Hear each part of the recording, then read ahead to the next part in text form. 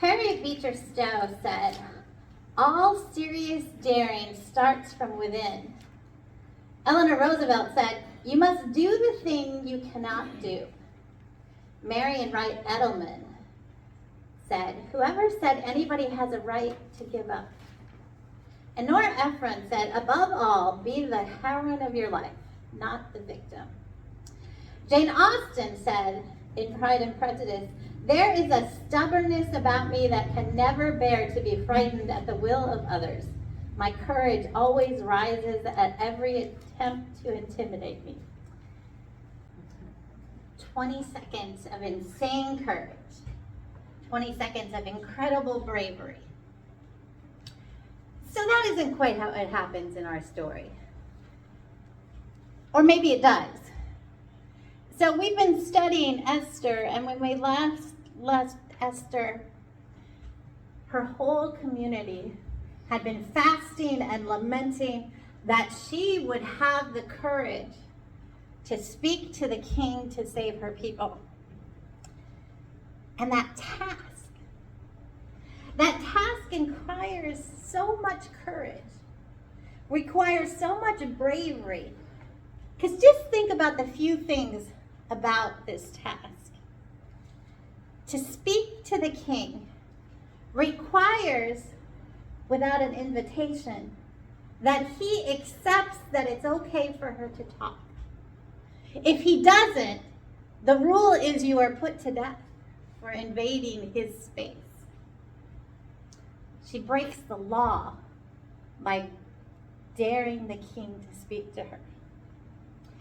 And to make that request that he save her people, she's outing herself as having lied to him, of maybe making a fool of him, because she had not told him that she was Jewish. And so to save her people, she has to point out that she deceived the king.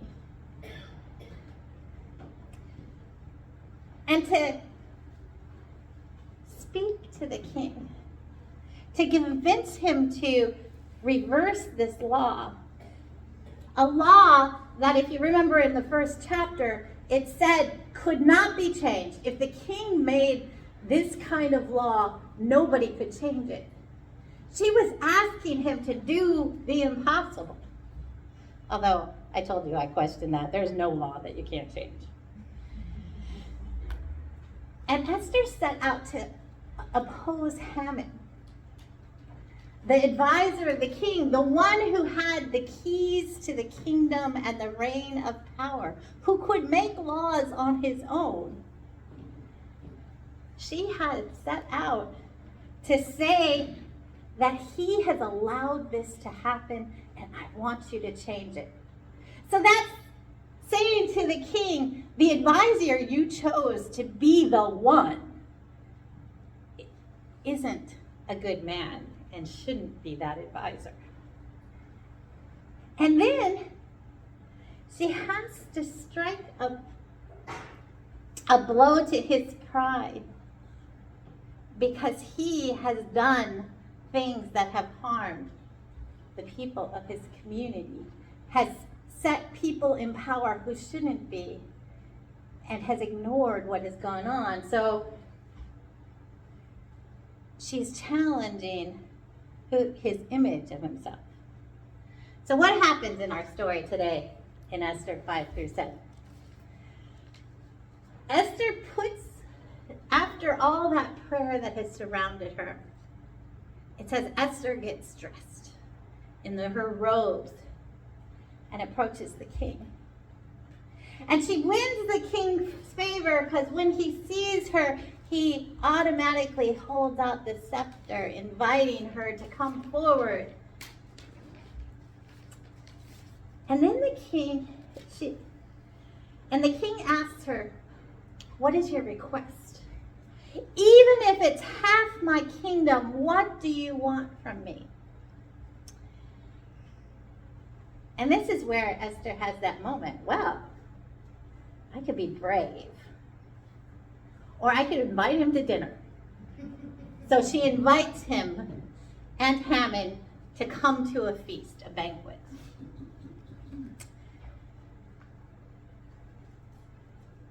Haman leaves the court, having received this invitation to the banquet. And as he's leaving, he sees Mordecai again there at the gate. The Mordecai who doesn't do what the law requires of bowing down. And it makes Haman so angry that when he gets home, he calls his advisors and his wife to come and see him. And while his advisors are there, they come up with a plan of what they can do to destroy Mordecai. They're building a giant, amazing, it's very descriptive, of a gallows to be put out in front of that gate so that everyone can see the destruction of Haman's enemy. But that night, the king couldn't sleep. Have you ever had one of those nights when you can't sleep and you're deciding, do I just stay in bed or do I get up and maybe read a book? Well, the king decides that he will, and I guess because it's like any textbook, it'll put you to sleep. He decides he will read the annals, the minutes of what has gone before in the last month or so. Can you imagine? They can't be very exciting, right? So his idea to read these is probably, this will knock me out because I know they're going to be boring. But the book that he picks up is the one that tells the story of Mordecai. How in those very early days, if you remember in chapter 1, at the very end of the story in chapter 1, it says that while Mordecai was out by the gate, he overheard two of the eunuchs discussing how they were going to assassinate the king. And so Mordecai told Esther, and Esther told the king, and the king's life was saved, and the eunuchs were punished. And Mordecai should have received a hero's welcome. But according to these minutes, nothing happened. Nothing happened with Mordecai. So, in those late or early morning hours, he calls for whoever is in the court to come in and help him fix this problem of Mordecai. Guess who happens to be in the court at that time of night? Who also was not sleeping? Haman, the evil advisor. Haman comes into the court, has been there plotting, Mordecai's downfall. As he's called into the king's presence, the king tells him, I want to do something to celebrate someone who has done an amazing act for me. And what would you suggest that I do? And Haman is like, well, I'm the most important person. This must be about me. What do I want? Right? In his head, in the text it says. And he says, I think he should be dressed up in your royal robes, put on the royal steed, and paraded where everyone can see.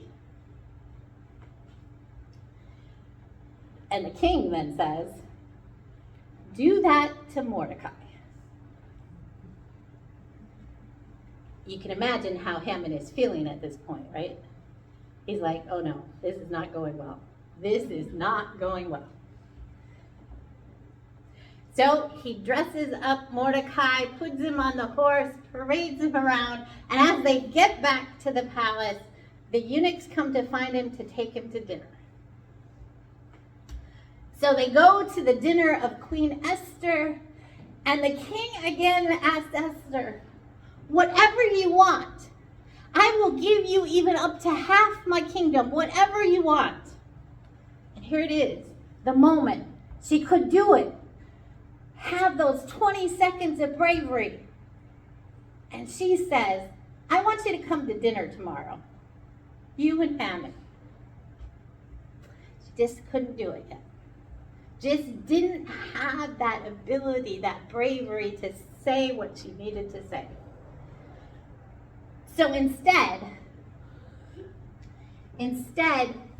she invites them to dinner. And Haman heads home, where again he asked his wife and advisors what's going on. And they're like, oh no, this isn't looking good. I think this means that your downfall is coming. So you can imagine he's not thrilled about this second dinner that he has to attend.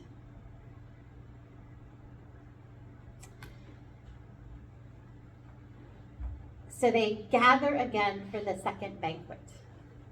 As they are gathered around, the king again makes that request, that promise to Esther. Tell me what it is you want. I mean, he's making it so impossible for her not to be brave, right? I will give you half my kingdom if you just tell me what it is you want.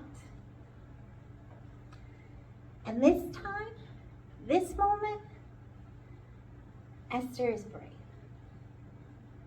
Esther lets that courage, that community that has been surrounding her, that has been fasting and lamenting, that has been praying to God to save them, to deliver them, to redeem them. She has been hearing, feeling, surrounded by her community. And this time she says, if I have won your favor, O king, and if it pleases the king, let my life be given me. That is my petition. And the lives of my people, that is my request. For we have been sold. I and my people to be destroyed, to be killed, to be annihilated. If we had been sold merely as slaves, men and women, I would have held my peace. But no enemy can compensate for this damage to the king. The king asks, who has done this? And this is where I'm ending today for the story. And Esther says, Haman. We will find out the fallout next week. Bravery. Imagine what it takes to have 20 seconds of insane courage. So in that clip I showed you, which, I mean, it's a decent movie, but in that clip, the little boy who's being told all you need is 20 seconds of insane courage walks out and sees a sign that says basically the same thing. If you want something, you need to speak about it. And so, there in the pouring rain, in his rubber raincoat, he runs down the dirt lane to the house of the girl, knocks on the window. This is after she rejected him. Remember, that's why he was talking to his father. And when she opens the window, she asks, what is it you want? And he tells her, because he's got that insane courage, because his dad, the sign, says, I like you. Insane courage. What does it look like? What does it feel like to have that embarrassing bravery to say, I'm sorry. I forgive you. Let's try again. I love you. God loves you. What's it like to have that insane courage to say, that's wrong. That's mean. That's unkind. That's small. How many times have you witnessed someone being unkind to another and not intervene? How many times have you witnessed someone saying things that you know are wrong, but because they're your friends, your uncle, you know, that one family member who always says the stuff, when have you had the bravery to say, not here, not now, not about that?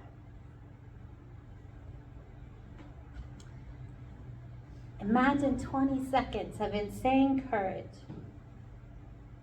to say, I don't want to be small. I don't want you to be small. I want you to be brave. To follow that tiny, barely audible voice that's telling you that things it seems nobody else agrees with, but are important to you. Rise out of your faith and understanding of who Jesus is. To breathe if that's the only thing you can muster up for the day. To do what feels right, not what everyone is saying is right. To let go of pain. To choose love over fear. To love and love and love. Imagine 20 seconds of insane courage. What if we had those 20 seconds of insane courage to say to Washington, D.C., that the embarrassment about the absolute horrendous amount of money that we can find to fund wars and the killing of others, that we can find for immigration, detention, and enforcement whenever we want, but can't find the money to feed people, can't find the money to give everyone decent health care, including necessities of dental and vision care. We can't find the money to take care of our elders so that they can live decently and not in poverty. What if we had the insane courage to send a letter, to call a member of Congress, to speak to our governor who's making decisions about the budget right now? Imagine if we had 20 seconds of embarrassing bravery, insane courage, to set our faces to God.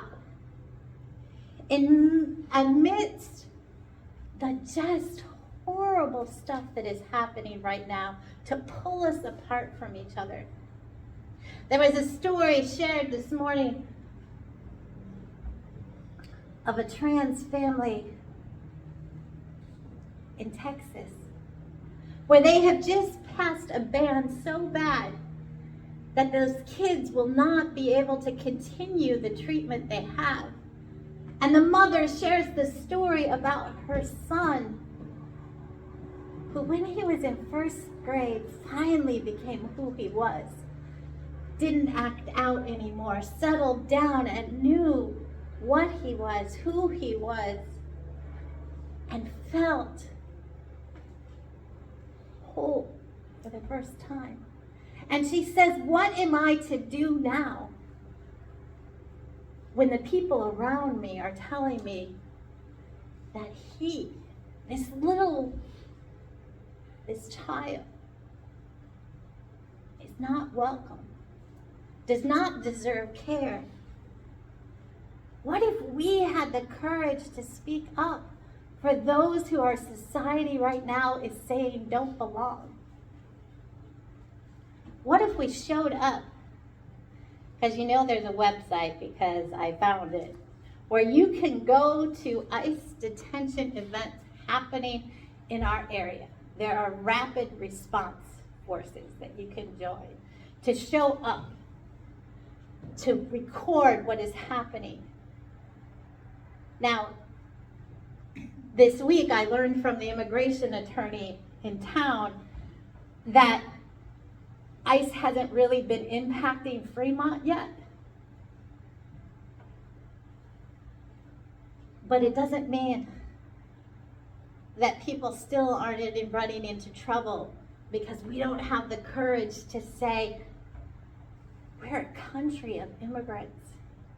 All of us came here from someone else, and we need to make laws that accept the people who come.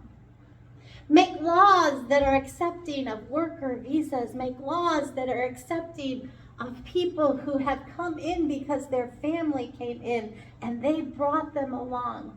Make laws that say, if you've been here for 30 years and have never done anything wrong except have no papers, let's get you into the system so that you can become an American.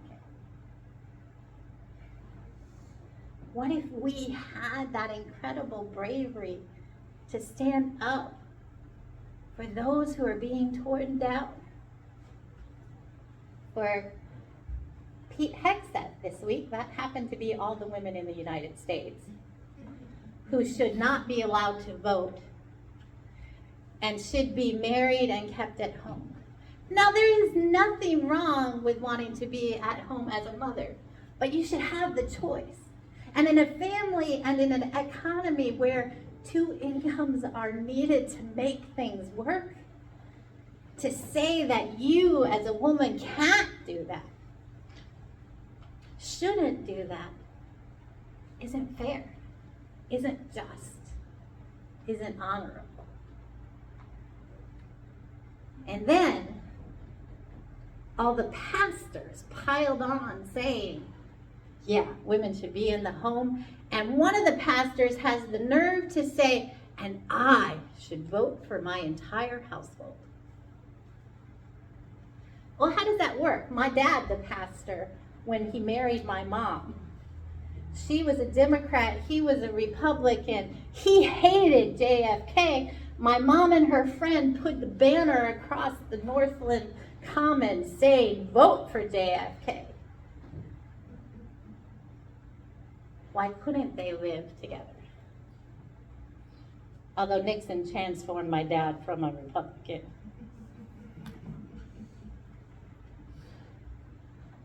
How do we say that these acts we're seeing of unkindness should change? Imagine if we had 20 seconds of insane bravery and courage that said to us, God, remind us, please, of those who are of you, of those that you care for. Remind us that we believe that there is a bigger story than just ours, that shows us a world where the hungry are fed, those without a house are given shelter, that those who haven't been welcomed and are strangers are welcomed in, that those who are thirsty are given a drink, that those who are sick are cared for. Imagine that world. And if we had the insane courage to stand up and say, we need this now, to those like Esther, who are powerful and in control, and say, enough. This destruction is enough. It needs to stop. May you have that insane courage, that embarrassing bravery to stand up, whether it's for the little things in life or the big things. May God be with you in those moments. Amen.